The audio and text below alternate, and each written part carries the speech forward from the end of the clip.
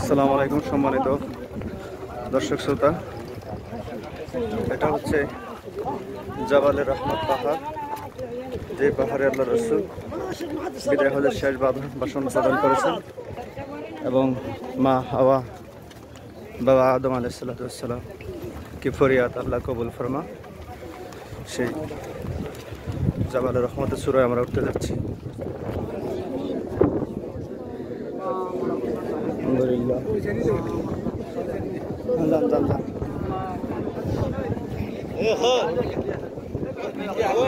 সম্মানিত দর্শক শ্রোতা, এই সেই জাবালে রহমতের পাহাড়ের উপরে এই ফিলারের গোড়ার মধ্যেই দাঁড়িয়ে, হয়তোবা এই স্থানের মধ্যে দাঁড়িয়ে আল্লাহর হাবিব সরকারে মাহবুব বিদায় হজের ভাষণ প্রদান করেছিলেন। এই যে দেখেন পিলারটাই অনেক উপরে, এই যে এখানে আল্লাহ রসুল বিদায় হজের ভাষণ প্রদান করেছেন।